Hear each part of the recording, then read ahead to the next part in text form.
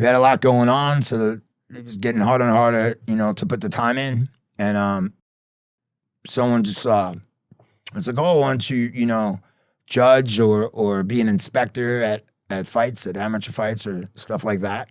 And I was like, okay, that sounds cool. I'll be, still be at the fights. And then I took this course, and I was in New Jersey, and there was this old referee, Donnie Caroline. He reffed a bunch of my kickboxing, MMA fights and stuff. Donnie Caroline? Yeah.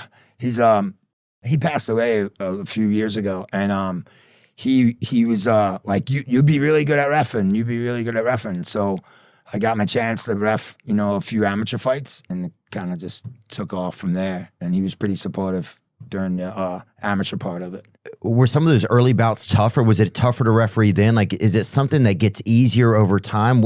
Yeah, I would always, I compare it to, and I don't know if it's a good comparison, but it would be like being a brain surgeon. Like, you're not going to be as good as you're going to be 10 years, but no one could die. Yeah. Right? Pretty simple, right? And so you learn lots and lots of little things. And so you're saying, you're not going to be as good as you're going to be later, but as long as you don't let somebody die. Yeah, you got to, stop the fight when it's supposed to be stopped, and, and then the rules, it all comes in as you go. Take me on like an early experience that was kind of like a lot for a referee. Yeah, so for me, my first couple, I remember my first or second time reffing, the fight was really even, it's amateurs, and really even, and then the kid was losing pretty bad. And I was like, wow, this kid's losing pretty bad. This fight should be stopped. And I was like, oh no, that's me. And and I stopped it.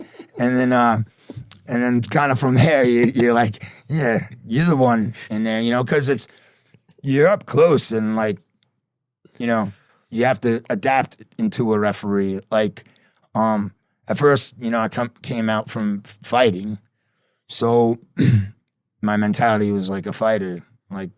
As a fighter, I didn't always agree with the referee. Oh, it's a good point, because as a fighter, you're just doing your thing, and especially at the high level, this is it's their health, their lives, their livelihood, and all the dedication in the world, that it takes. So, they're on a different journey that day than I am, for sure.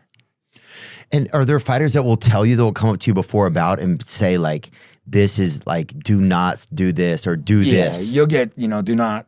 And then I just let them talk, and then I, do my, whatever my criteria is. I don't change it. You can't? No, you can't. You don't change it. Is there one fighter that's do not for anything? Is there somebody that's just let me go to the end of the road every time? Somebody that stands out? Because it's kind of... No, there's been, not to name any, but a lot of times when they say don't stop this, you end up stopping it. It's weird. Or they'll tap or something. They'll be like, wow, and especially when they say, oh, I'm willing to die or whatever. But some guys are just quiet and just, that they're there to get the job done. And, and as far as, it's as I said, a criteria, let's say you've watched a lot of fights, and when I'm reffing, I'll say, you have to move. And if they fit that criteria, if they're defending and they can move, it's a fight. My main thing, as I said, this, they're putting their health on the line.